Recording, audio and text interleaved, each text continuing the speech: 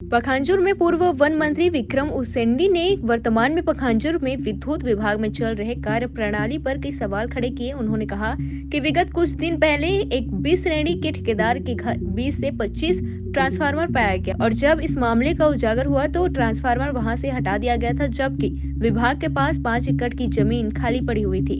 कहीं न कहीं मिलीभगत और भ्रष्टाचार के लक्षण दिखाई दे रही है। इस मामले की जांच होनी चाहिए और भ्रष्ट अधिकारियों पर कार्यवाही होनी चाहिए, अन्यथा भारतीय जनता पार्टी किसान और जनता के साथ मिलकर आंदोलन करने के लिए मजबूर हो जाएंगी। पखांजूर से विप्लव कुंडू की रिपोर्ट।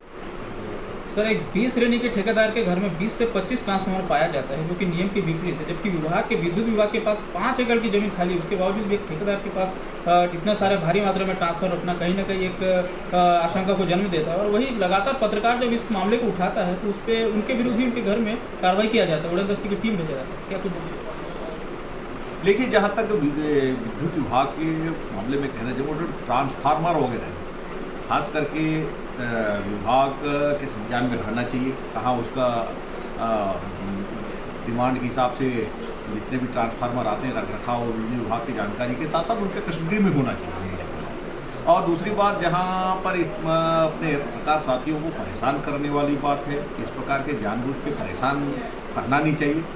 और कुल मिला के इस प्रकार की विधियाँ जो अपने लोकतंत्र के जो चौथे स्तंभ हैं उससे जुड़े लोगों के साथ इस प्रकार से कृत्य किया जाए तो गलत बात है। इस प्रकार के जो लगातार जो मैं भी कुछ अखबारों में पढ़ रहा था, जिस प्रकार की जो कृत्य हो रहे हैं विभाग के द्वारा, ये बिल्कुल ठीक बात नहीं है। ये इन सब चीज़ों की एक निश्चित रूप से एक जांच विभाग के अधिकारी जब जो आप बता रहे थे कि वहाँ ऊपर तक शिकायत हुई है, तो इसका एक खुलासा होना चाहिए और जो भी इसमें दोषी उस पर कार्रवाई भी होनी चाहिए। ये हमारी क्या लगता है सर, किसका संरक्षण मिल रहा होगा? क्योंकि इसके पहले भी ऑडियो वायरल हुआ था, ठेकेदार और आरएस करपाल के बीच में जो ऑडियो वायरल हुआ, उसके बावजूद भी सर कोई कार्रवाई नहीं। देखिए, इस मामले कहीं ना कहीं शासन प्रशासन का ही संरक्षण माना जाएगा।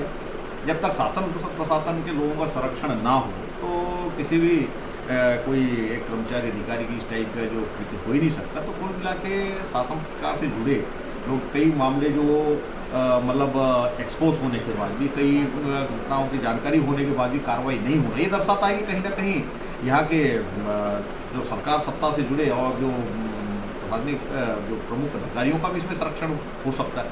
और इन सब चीज़ों का एक खुलासा होना चाहिए, बिल्कुल। ये तो हमारी बात है। सर, लोकतंत्र के चौथे स्तंभ कहे जाने वाले मीडिया को यदि दबाया जाए तो सर आखिर सच्चाई कैसे उगार होगा सर इसका?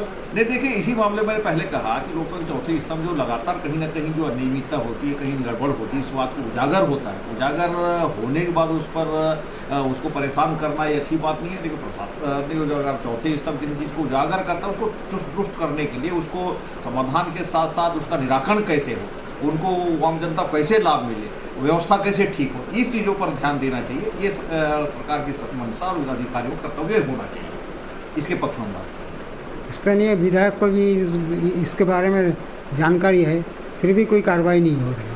देखिए, ये जानकारी उनको है तो उनको एक्शन लेना चाहिए। कहीं ना कहीं उनके भी इनकी इस पूरे प्रकरण में मिलीभगत लगती है, ये मेरा सीधा ये